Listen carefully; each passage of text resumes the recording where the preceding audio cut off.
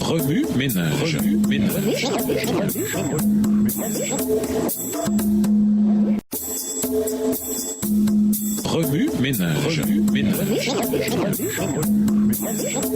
Bienvenue à votre émission Remue ménage. Nous voilà à la leçon de jeudi, se séparer pour s'unir ensuite.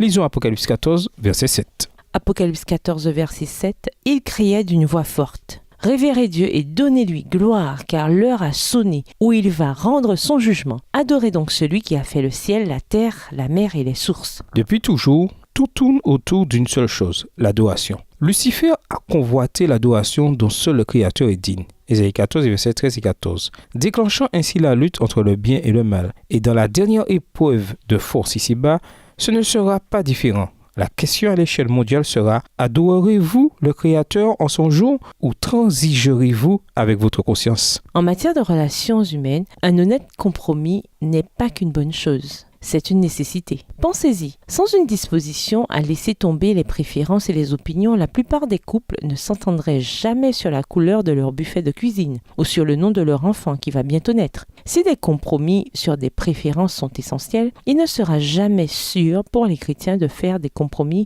quand il s'agit de principes. La fermeté inébranlable des 3 jeunes Hébreux envers les vérités de la parole de Dieu les a littéralement conduits dans la fournaise ardente, celle de Daniel dans la fosse aux lions, et celle de millions de chrétiens dans les feux de la persécution. Ils considéraient tous que le compromis pour la paix et l'unité avait un prix trop élevé. Martin Luther a résumé cette position compatissante mais ferme en ces termes. La paix si possible, la paix à tout prix. Luther non seulement reconnaissait que la vérité méritait que l'on soit divisé, mais aussi que par sa nature même la vérité désunie. Jésus lui-même, l'incarnation vivante de la vérité, a dit: ne pensez pas que je sois venu apporter la paix sur la terre. Je ne suis pas venu apporter la paix, mais le combat. Matthieu 10, verset 34. Il savait que des familles se diviseraient à cause de la vérité, selon leur propre décision d'accepter ou de rejeter sa personne et ses enseignements. Dieu est un Dieu d'unité, certes, mais aussi de séparation. À la création, dans 3 des 6 jours, on découvre un Dieu qui sépare en vue de l'ordre et de la vie. Genèse 1, les versets 4, 6 et 14. Et lorsque Dieu nous recrée durant le processus de la conversion,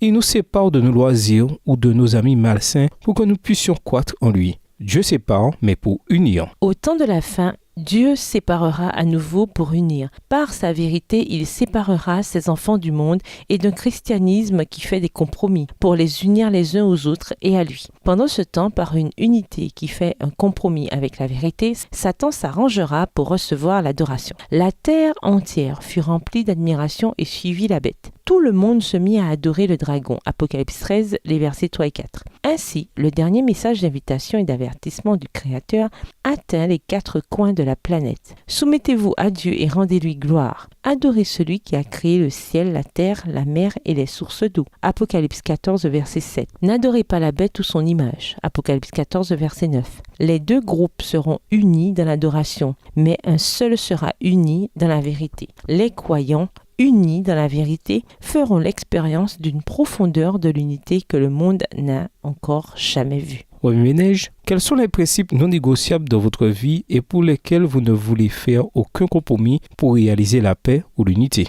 Selon vous, de quelle façon Dieu vous donne des occasions de prendre position pour les principes dans vos interactions quotidiennes? Au revoir. Et à demain si Dieu veut. Remue ménage. Remue ménage.